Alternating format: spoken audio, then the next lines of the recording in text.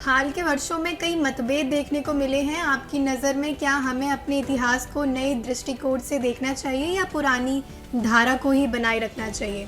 ये एक बहुत अच्छा प्रश्न है क्योंकि आज के समय में this is the need of the hour. आज के समय में चाहे वो राइट हो या लेफ्ट हो, बात ये हुई है जब कांग्रेस पावर में थी उस समय के जो मार्क्सिस्ट हिस्टोरियंस थे और जो लेफ्टिस्ट हिस्टोरियंस ने, क्या उन्होंने बोगस हिस्ट्री लिखी, क्या मनगढ़ंत इतिहास लिखा है।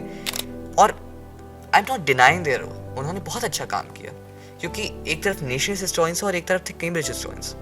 उन दोनों के अपने अपने पॉइंट ऑफ व्यूज थे। मार्क्सिस्ट हिस्टोरियंस से एक काम अच्छा किया कि उन्होंने दोनों पर्सपेक्टिव्स को जाना और उसको साथ में लिखा। पर दिक्कत वहाँ पे शुरू हुई जब यहाँ पे उन्होंने अपना बायस ऐड करना शुरू किया और ये शोकेस करना शुरू किया कि एंशिएंट हिस्ट्री में भारत का, प्राचीन भारत में भारत का कोई रिलेवेंस नहीं था।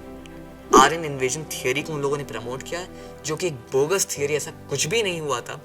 एक माइग्रेशन चाहे हम लोग तभी मान ले, लेकिन invasion it's a very bogus theory. और इसी वजह से अगर हम लोग देखें तो हमारे मध्यकालीन भारत के इतिहास को लेकर भी जो कई सारे फैक्ट्स हैं, औरंगजेब को एक सेक्युलर लीडर के रूप में बता दिया गया है, टीपू सुल्तान जैसे रिलीजियस बिगट्स को महान बता दिया कि जस्ट बिकॉज वो ईस्ट इंडिया कंपनी के खिलाफ लड़े थे।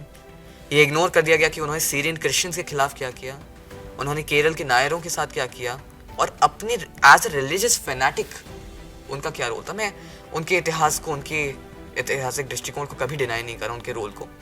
पर हम लोग को ये भी देखना पड़ेगा कि जो हम लोगों ने फैक्ट्स लिखे हैं अपने इतिहास में और जो आगे आने वाली जनरेशन को बता रहे हैं, क्या वो एक्चुअली फैक्चुअली करेक्ट हैं कि नहीं।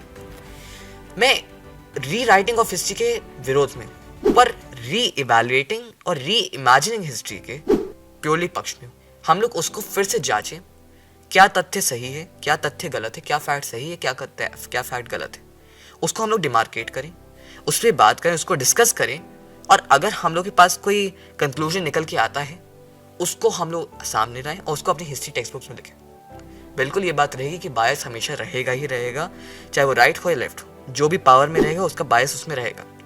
पर हमें कोशिश करनी कि जितना हो सके इतिहास को पॉलिटिक्स से दूर रखा जाए, बल्कि इतिहास जैसा था, एज इट हैपेंड, जैसा हुआ वो इवेंट, उस चीज़ को हम लोग ज़्यादा फोकस करें, ना कि अपनी पॉलिटिकल गेम्स को ज़्यादा हम लोग फोकस करें, उससे ओरिएंटेड रखें। तो हिस्ट्री जैसी है, जैसी हुई थी, जैसे इवेंट्स, चेंज ऑफ इवेंट्स हुए, जैसा वो हुआ, उस पर हम लोग फोकस करें रादर दैन टॉकिंग अबाउट कि हमारा पॉलिटिकल आइडियोलॉजी क्या है, उसी बेस पे हम लोग अपना हिस्ट्री लिखें।